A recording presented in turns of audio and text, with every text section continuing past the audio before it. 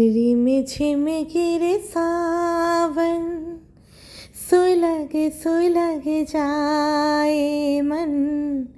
भीगी आज इस मौसम में लगे कैसे ये अगन। रिम झिम गिरे सावन। আজকে একটু ইমোশনাল হয়ে গেয়েই ফেললাম। বাইরে এত সুন্দর পরিবেশ। ঠিক আছে, এটা না ধূপটা ভাস্কর নিয়ে এসেছিলো ব্যাঙ্গালোর থেকে। এটা আমি জ্বালাই। আমার ব্যাঙ্গালোরে খুব একটা ভালো দক্ষিণী ও স্যান্ডেলউডের একটা দোকান আছে, তো ওখানে মানে ব্যাঙ্গালোরে গেলেও নিয়ে আসে আমার জন্য ধূপ। সকাল সকাল ষষ্ঠীর বাজার চলে এসছে। গতকাল এত বৃষ্টি পড়েছে না, ভাস্করকে বললাম যে তুমি একটু প্লিজ একটু ষষ্ঠীর বাজারটা করে নিয়ে আসো। আমাকে বলে তুমি নিয়ে যাও, গাড়ি আমি চালাতে পারবো না, আনতেও পারবো না, আর অফিসে তো আছে, হবে না। তো আমি ভাবলাম হয়তো করতেই পারবো না। দেখি ভাস্কর ভোরবেলা একদম নিয়ে চলে এসছে এগুলো। আর কাঁঠালটার সাইজ দেখেছো?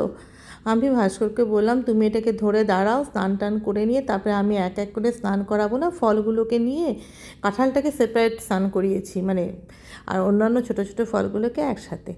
আমার শাশুড়ি মা আমাকে যেভাবে ষষ্ঠী পুজোর নিয়ম দিয়ে শিখিয়েছে, আমি ওইভাবেই ষষ্ঠী পুজো করি। একটা ঘটের মধ্যে দুব্বা দিয়ে ওই যে এইভাবে ষাটের জলটা রেডি করে রাখি। আর এইবার যেটা করেছি, দুটো বাচ্চার নামে আমার ঘিয়ের প্রদীপ একটু জ্বালিয়ে দিয়েছি।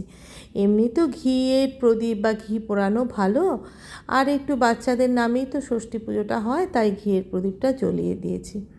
যেন মনটা ভালো হয়ে গেল। আমি সিরিয়াসলি ভাবিনি করতে পারবো, তাও পাখাটা বের করতে পারিনি। মা যে কোথায় পাখাটা রেখেছে, কোথায় রেখেছো গো মা? আমি সত্যি শোভাও খুঁজলো, পেলো না। মানে আমি তো সকালবেলা আমার মেয়েকে দিয়ে খাটের তলায় ঢুকিয়ে সব ঠাকুরের বাসন বেরও করালাম। যাই হোক, আমাদের জীবন তো আজকে থেকে থাকবে না। নো নেমন্তন্ন, শাশুড়ি মা নেই।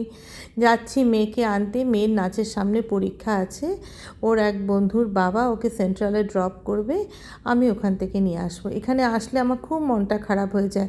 আগে এই বিলিং কাউন্টারের সামনে কত লম্বা লম্বা লাইনে দাঁড়াতাম, কি ভালো ভালো ব্র্যান্ডেড ড্রেস। সেই সেন্ট্রাল বন্ধ হয়ে গেল। আজকে আমার গ্যাস শেষ হয়ে গেছে এবং গ্যাসের রেগুলেটর দিয়ে সমানে গ্যাস লিক করছে। চা বাইরে খেলাম, আজকে ডিনারও বাইরে থেকে হয়েছে, রোল নিয়ে এসছে ভাস্কর। যাই হোক, তোমাদের সাথে গল্প করে কিন্তু আজকে দারুণ মজা লাগলো। তোমরা ভালো থেকো, টাটা।